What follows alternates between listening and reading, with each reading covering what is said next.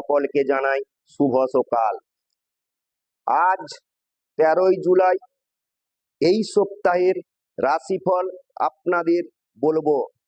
মেষ রাশির ক্ষেত্রে এই সপ্তাহটি মোটেও শুভ নয়, তাই আপনি কোনো জায়গায় আর্থিক বিনিয়োগ করবেন না।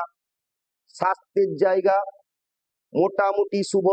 প্রেম প্রণয়ের দিক থেকে আপনার এই সপ্তাহটা মোটেও ভালো নয়। বৃষ রাশির ক্ষেত্রে বলি, বৃষ রাশির আর্থিক জায়গা এই সপ্তাহটা মধ্যম। প্রথমের দিকটা খারাপ গেলেও শেষের দিকে আপনি কিছু অর্থের জায়গাতে ভালো কিছু পেতে পারেন। স্বাস্থ্যের জায়গা মোটামুটি শুভ বলা যায়। আর প্রেম প্রণয়ের দিক থেকে আপনি এড়িয়ে চলুন। মিথুন রাশির ক্ষেত্রে বলি, মিথুন রাশির এই সপ্তাহটা মোটামুটি ভালো। আর্থিক জায়গা থেকে শুভ ফললাভ পাবেন।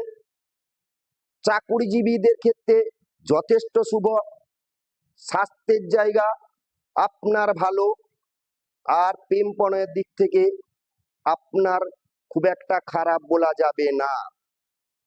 কর্কটের ক্ষেত্রে বলি, কর্কট রাশির এই সপ্তাহটা মোটামুটি, অর্থাৎ আর্থিক জায়গা খুব একটা ভালোও নয়, খারাপও নয়, তাই ভেবেচিন্তে চলাটাই ভালো।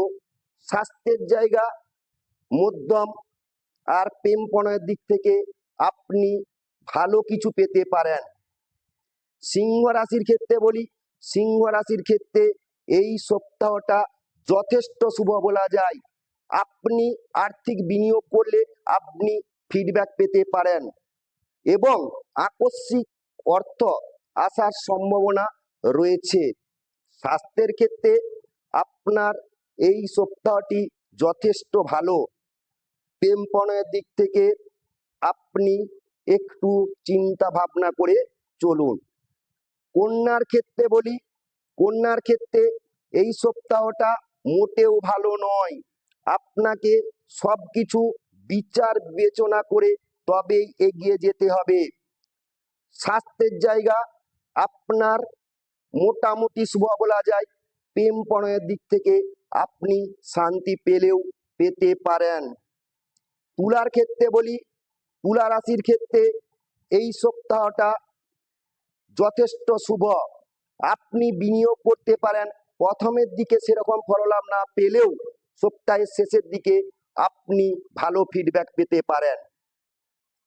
চাকুরিজীবীদের ক্ষেত্রে এই সপ্তাহটা যথেষ্ট শুভ বলা যায়। স্বাস্থ্যের জায়গা মধ্যম।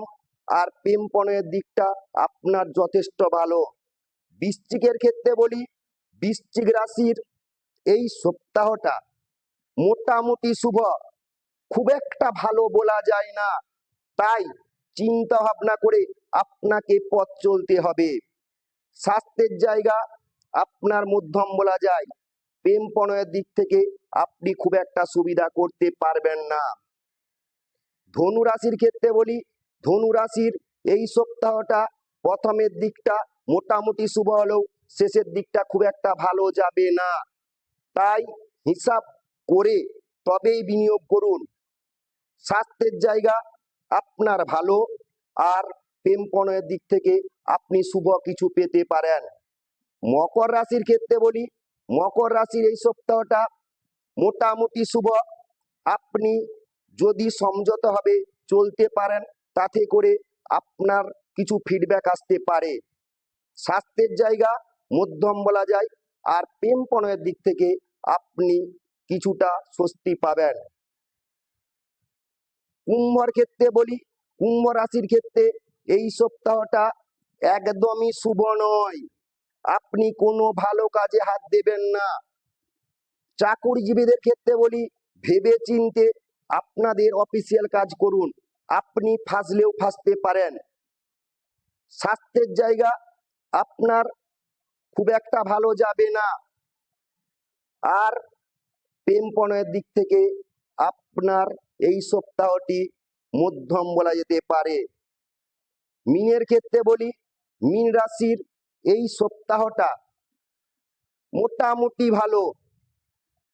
প্রথমের দিকে আপনি কোনো ফিডব্যাক পাবেন না। সপ্তাহের মধ্যম হইতে আপনার কিছু ফিডব্যাক আসার জায়গা আছে। চাকুরিজীবীদের ক্ষেত্রে এই সপ্তাহটা একটু ভেবেচিন্তে চলাই ভালো।